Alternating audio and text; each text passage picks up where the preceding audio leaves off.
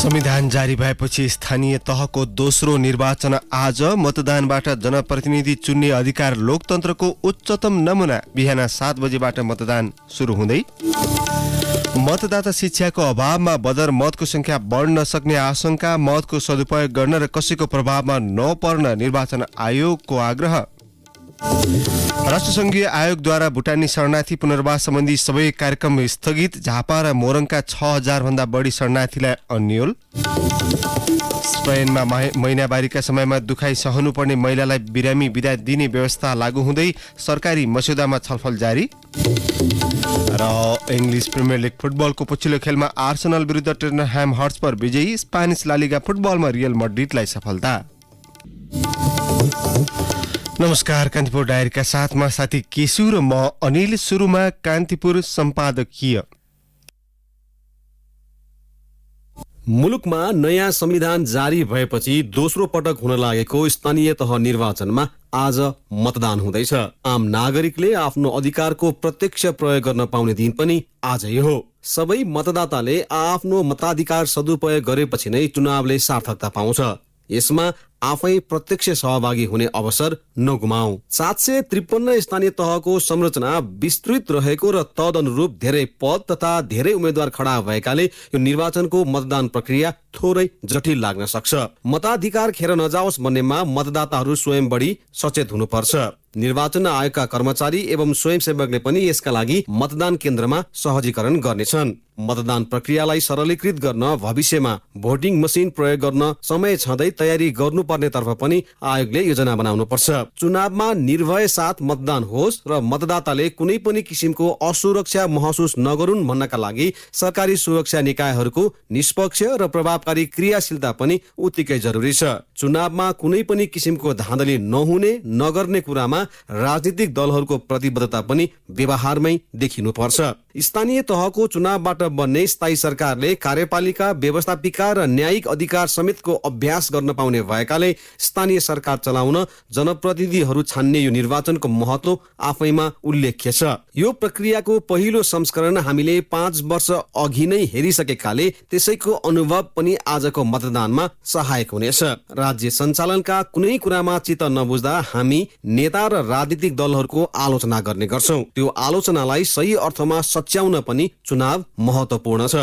यसका लागि आज आफ्नो अधिकार नै प्रयोग गर्न पाइने दिन हो। त्यसैले हामी फेरि पनि आह्वान गर्छौं, आफ्नो मताधिकार नगुमाऊ। आफूलाई सही लागेका जनप्रतिनिधि छानौ र त्यसका लागि मत खसालौं जो आफैमा अमूल्य छ। 5 वर्षमा एक दिन एकचोटि हुने स्थानीय निर्वाचन आज हुँदैछ। लोकतन्त्रको जरा तलैसम्म पुर्याउने आधार स्तम्भको रूपमा रहेको यो निर्वाचन देशैभर एकै चरणमा हुँदैछ। 1,77,33,723 मतदाताले यो निर्वाचनमा भाग लिँदैछन्। पुरै मुलुक निर्वाचनमा होमिएको छ। राजनीति शास्त्रका प्राध्यापक मीना मल्ल वैद्यले लोकतन्त्रमा चुनावको महत्व बढी भएको बताउनुहुन्छ। उहाँले भन्नुभयो, जहाँ चुनाव हुँदैन त्यहाँ प्रजातन्त्र हुँदैन। चुनाव प्रजातन्त्रको खम्बा हो। चुनाव प्रणाली जति राम्रो हुन्छ त्यति प्रजातन्त्र बलियो हुन्छ। यसको महत्व बयान गरिसाध्य हुँदैन। नयाँ संविधान जारी भएपछि दोस्रो पटक हुन लागेको यो निर्वाचनमा 753 पालिकामा 35,221 जनप्रतिनिधि चयन हुनेछन्। यसका लागि 1,45,011 उम्मेद्वार चुनावी मैदानमा छन्। यो निर्वाचनमा 55,698 महिला उम्मेद्वार हुनु समावेशी लोकतन्त्रको उदाहरणको मानक हो। लोकतन्त्रमा जनता नै मालिक हुन् भन्ने स्थापित गर्न निर्वाचन अपरिहार्य भएको विज्ञको भनाइ छ। पूर्व प्रमुख निर्वाचन आयुक्त भोजराज पोखरेलले मतदानबाट जनप्रतिनिधि चयन गर्ने अधिकार लोकतन्त्रमा अरू हुन नसक्ने बताउनुभयो। उहाँले भन्नुभयो, प्रमुख कुरा सार्वभौम सत्ता जनतामा निहित छ। भोट मात्र दिने होइन, भोटका माध्यमबाट आफ्नो सार्वभौम सत्ता प्रयोग गर्ने समय हो। कसरी मुलुक सञ्चालन गर्ने, आवधिक निर्वाचनको माध्यमबाट मुलुकलाई कसरी अघि बढाउने भन्ने अधिकार प्रत्यायोजन गर्ने समय हो। यो भन्दा ठूलो अधिकार लोकतन्त्रमा अरू हुँदैन। गाउँ गाउँका सिंहदरबारलाई मजबुत बनाउने अवसर यो निर्वाचनले दिएको छ। विगत भन्दा मतदाता सचेत छन्। यसपटकको निर्वाचनमा मतदाताले लोकतन्त्रलाई थप बलियो बनाउन मात्र होइन, आफ्नो पालिकाको विकास गर्ने सक्षम जनप्रतिनिधि चयन गर्ने विश्वास देखिन्छ।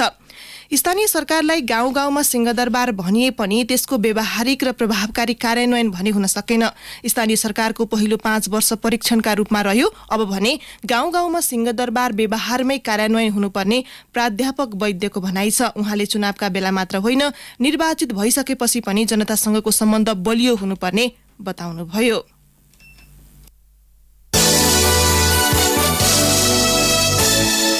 अब स्थानीय तह निर्वाचन विशेष। स्थानीय तह निर्वाचन विशेष। संघीय प्रणाली लागू भएपछि दोस्रो पटक हुन लागेको स्थानीय तहको निर्वाचन अन्तर्गत आज बिहान 7 बजेबाट मतदान सुरु हुँदैछ। चुनावका लागि निर्वाचन आयोगले देशभर 10,756 मतदान स्थल तोकेको छ। 21,955 मतदान केन्द्रमा 1,09,088 जना कर्मचारी खटाइने आयोगले जनाएको छ। यस्तै निर्वाचनमा 65,865 जना स्वयंसेवक तथा 5,000 पर्यवेक्षक खटाइने आयोगको तथ्याङ्कमा उल्लेख छ। साथै प्रदेशमा निर्वाचनका लागि गरिएको व्यवस्थापन सम्बन्धी एक सामग्री।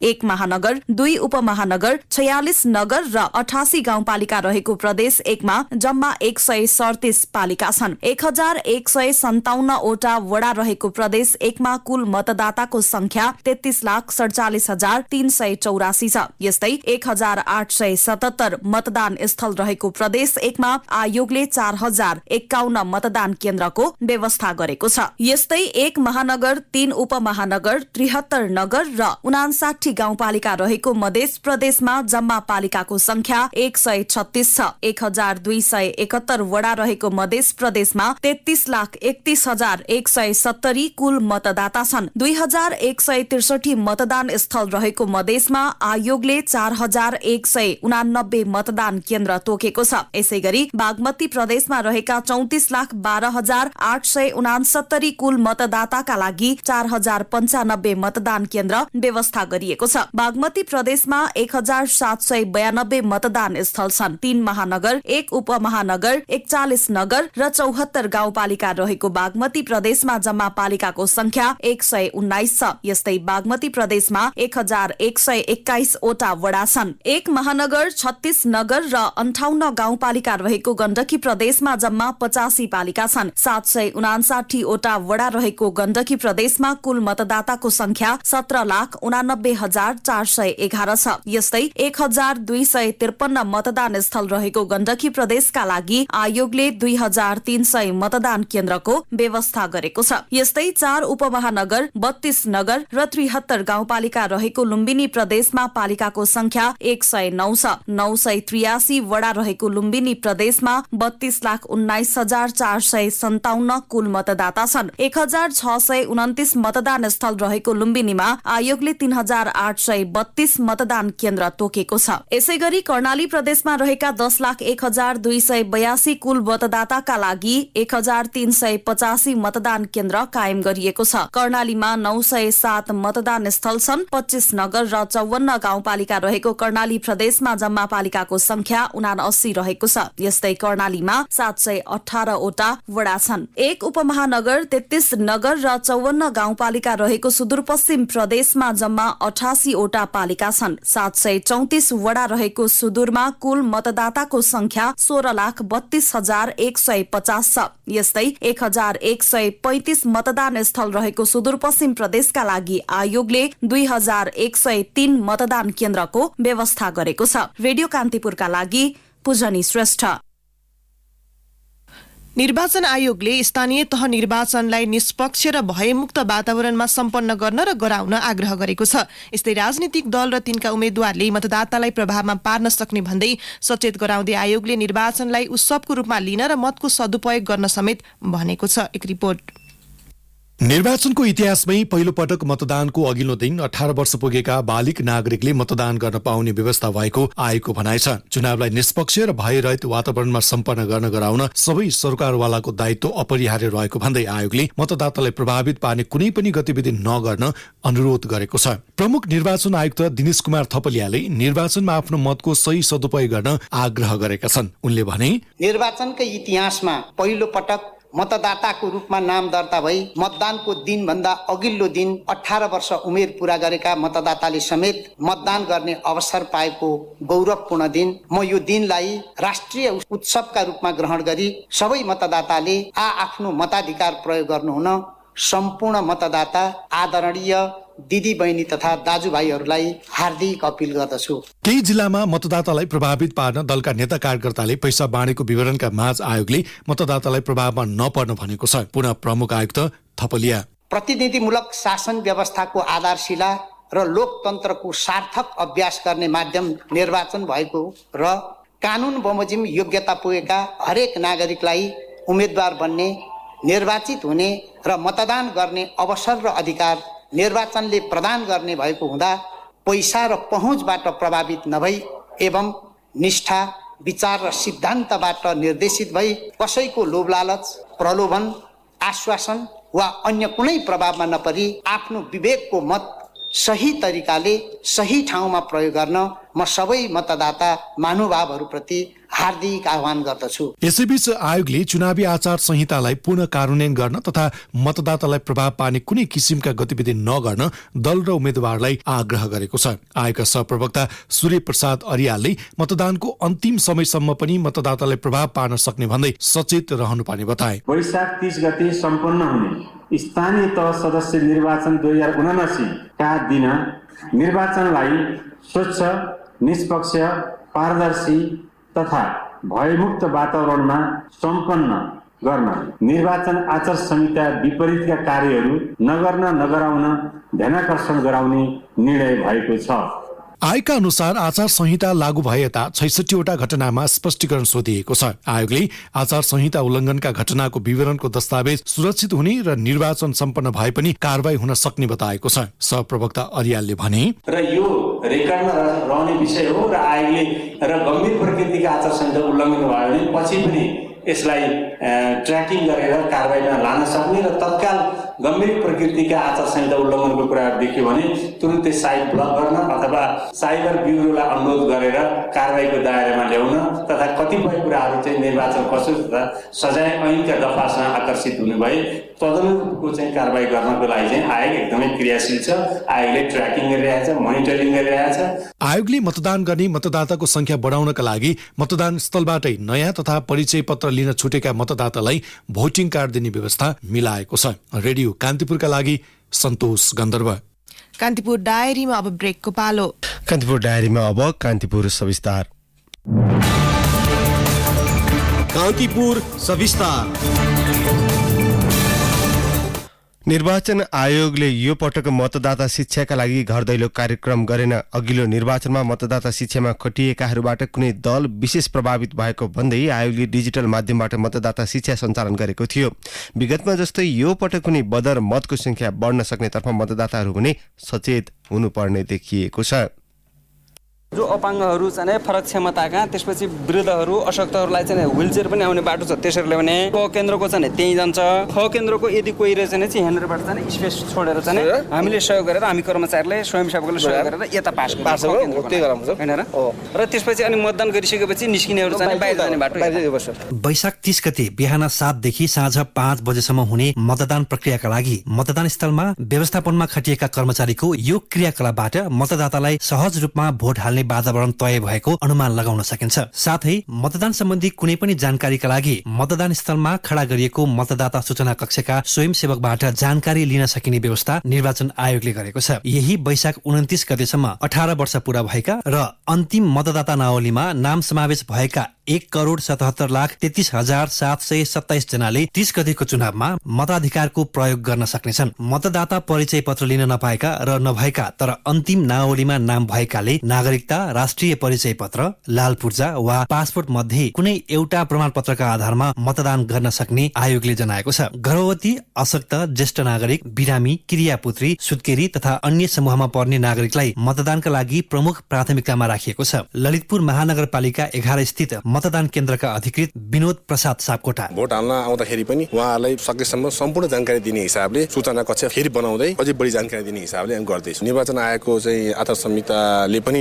सबै कुराहरू गाइड गरेको छ। त्यही गाइडलाइन अनुसार महिला पुरुष र मतदान गर्न सक्ने व्यक्तिहरूको लागि पनि भनेर छुट्टै हामी व्यवस्था गरेको छौँ। मतदाताले एउटै पानामा ठाडो लाइनमा राखिएको 6वटा मतपत्रका 7 जना उम्मेद्वारलाई भोट हाल्नु पर्नेछ। पहिलो ठाडो लाइनको मतपत्रमा गाउँपालिका अध्यक्ष वा नगरपालिका प्रमुखको निर्वाचन चिन्हमा मात्र पर्ने गरी 1 जना, दोस्रो ठाडो लाइनमा गाउँपालिका उपाध्यक्ष वा नगरपालिका उपप्रमुख 1 जना, तेस्रो ठाडो लाइनमा वडा अध्यक्ष 1 जना, चौथो ठाडो लाइनमा महिला वडा सदस्य 1 जना, पाँचौं ठाडो लाइनमा दलित महिला वडा सदस्य 1 जना र 6ठौं ठाडो लाइनमा 2 जना वडा सदस्यका लागि मतदान गर्नुपर्ने हुन्छ। 6ठौं मतपत्रमा 2वटा ठाडो लाइन भएकाले 2वटैमा छाप लगाउनु पर्ने भएकाले सावधानी अपनाउनु पर्ने आयोगको भनाइ छ। प्रमुख निर्वाचन आयुक्त दिनेश थपलिया। 6ठौंमा 2टा लाइन हुन्छन्, अन्त जस्तो एउटा मात्रै हुँदैन, किनभने त्यहाँ 2 जना सदस्य छान्नु पर्ने हुन्छ। आफूलाई मन परेको सदस्य मानिलिनुहोस् 5औं लहरको थियो, पहिलो लहरको थियो, 10औं लहरको थियो, कहाँ छ आफूले मन परेको चिन्ह,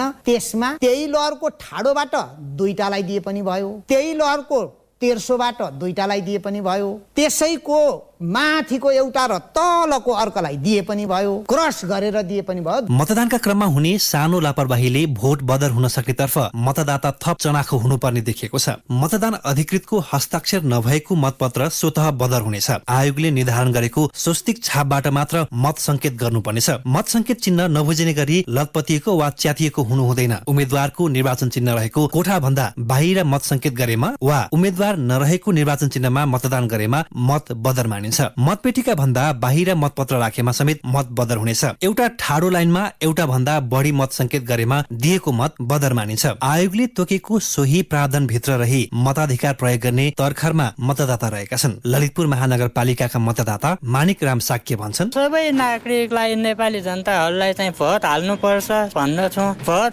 हालेर हामीले जितेकोले केही गर्दैन, हामी भोट हाल्न नजान्ने उनीहरूले चाहिँ मात्र शोषण गर्छ भन्ने नठानोस्। हामीले भोट हालेर हाम्रो अधिकार हामीले प्रयोग गर्नु पर्दछ। 2074 सालको स्थानीय तहको निर्वाचनमा 3.18% मत बदर भएको थियो। सो प्रतिशत शून्यमा झार्न सबै मतदाता सचेत हुनुपर्नेछ। मुलुकको भावी दिशा तय गर्ने क्रममा राज्यको लगानीका साथै मतदान प्रक्रियासम्मका सबै क्रियाकलाप व्यर्थ हुन नदिनका लागि समेत चनाखो हुनुपर्ने आम मतदाताको दायित्व हो। अझ प्रचारको पुरातन शैली घर दैलो कार्यक्रम यसपटक आयोजना नहुँदा र दलहरूले आफ्नो चुनाव चिन्हमा मात्रै मतदान गर्न सिकाएका कारण बदर मतको प्रतिशत बढ्ने हो कि भन्ने शंका पनि उत्तिकै छ। रेडियो कान्तिपुरका लागि रमेश दुलाल।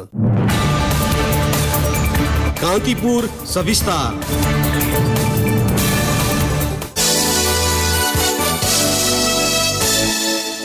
झापाको दमक र मोरङको पथरी स्थित शिविरमा रहेका भुटानी शरणार्थीको तेस्रो देश पुनर्बसोबास सधैँका लागि बन्द भएको छ।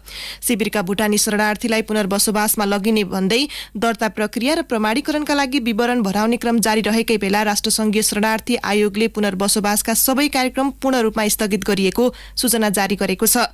दमक र मोरङका 2 शिविरका 6365 शरणार्थीको पहिचान र शिविरमा बसेको यथास्थिति प्रमाणित भइसकेको छ, तर उनीहरू अब पुनर्बसोबासमा जान नपाउने भएका हुन्। आयोगका अनुसार सन् 2006 देखि 2016 सम्म चलेको पुनर्बसोबास कार्यक्रममा अमेरिका, बेलायत, क्यानाडा, अस्ट्रेलिया सहित 8 देशमा 1,13,500 शरणार्थी बसोबासमा गइसकेका छन्।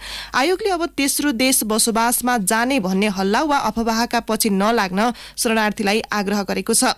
सन् 1992 मा सुरु भएको भुटानी शरणार्थी समस्या समाधानको पहिलो विकल्प स्वैच्छिक घर फिर्ती भए पनि त्यसमा कुनै उपलब्धि हुन नसकेपछि नेपाल सरकारकै आग्रहमा पुनर्बसोबास अघि बढाइएको थियो। गृह मन्त्रालय अन्तर्गत शरणार्थी मामिला समेत हेर्ने स्थानीय प्रशासन तथा प्रदेश समन्वय इकाइका उपसचिव शेखर पौडेलले भन्नुभयो, आयोगले एकपक्षीय रूपमा पुनर्बसोबासको सम्पूर्ण प्रक्रिया स्थगित भएको भन्नुको त्यति अर्थ रहन्न। तत्कालको हकमा शरणार्थीलाई बसोबास दिलाउन तत्पर आश्रयदाता मुलुक उपलब्ध भएका छैनन्। भविष्यका बारेमा अहिले भन्न सकिन्न। घर फिर्ती र पुनर्बसोबासका दुवै प्रक्रिया स्थगनमा परेपछि शरणार्थी स्थानीय बसोबासको चरणमा प्रवेश गर्न सक्ने विषयमा बहस सुरु भएको छ। झापाका सहायक प्रमुख जिल्ला अधिकारी चोमेन्द्र न्यौपानेले विगतको जनगणनामा छुटेको गरिसकेका वा पुनः प्रमाणित गर्नुपर्ने शरणार्थीका हकमा पुरानै दर्तालाई अघि बढाउन सकिने भए पनि शरणार्थीमाझ नयाँ दर्ता कार्यक्रम नरहेको जानकारी दिनुभयो। भुटानी अधिकारवादी नेता जातीय सफाया अभियानमा परेर लखेटिएका भुटानी नागरिकको हक अधिकारका निम्ति पैरवी गर्दै आएका अभियन्ता भम्पा राई तथा टेकनाथ रिजालले शरणार्थी समस्या समाधानका नाममा आफ्नो पहिचान बनाएर केही परिवारलाई छिन्न भिन्न बनाउँदै र केहीलाई शिविरमै अल्पत्र छाडेर राष्ट्रसङ्घीय आयोग जिम्मेवारीबाट पन्छिन नमिल्ने बताएका छन्।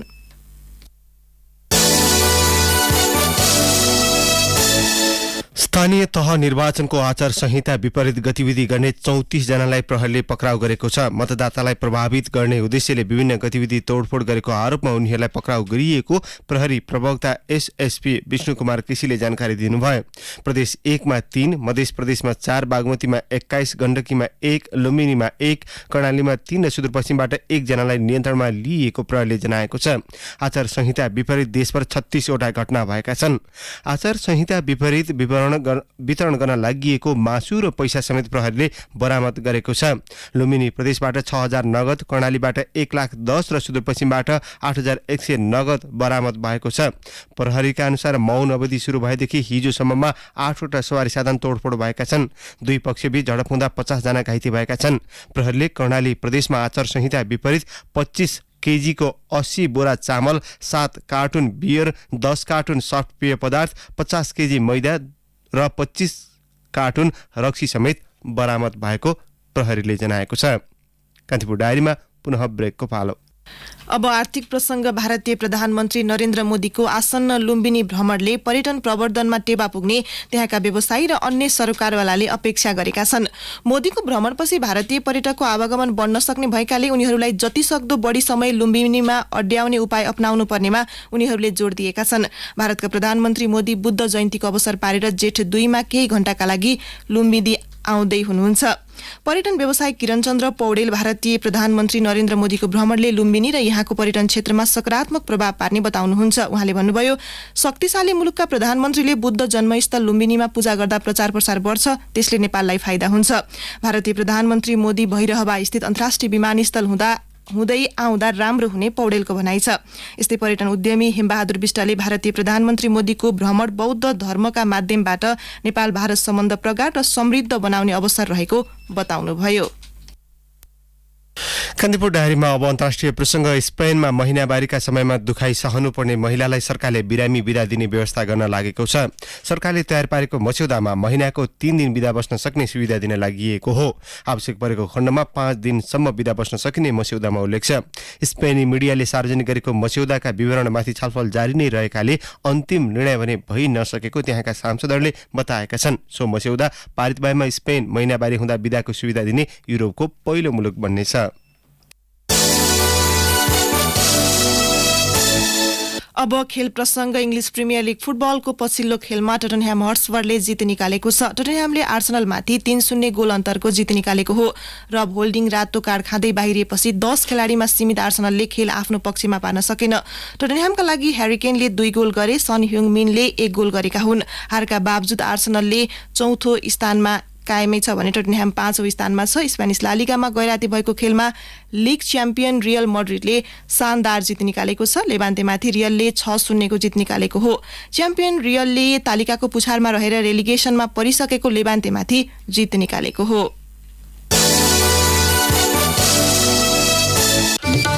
हौसला प्रसङ्ग कान्तिपुर डायरीको यो बुलेटिन अहिलेलाई यहीँ सकिन्छ। साथी केशु र म अनिल बिदा माग्छौँ। नमस्कार।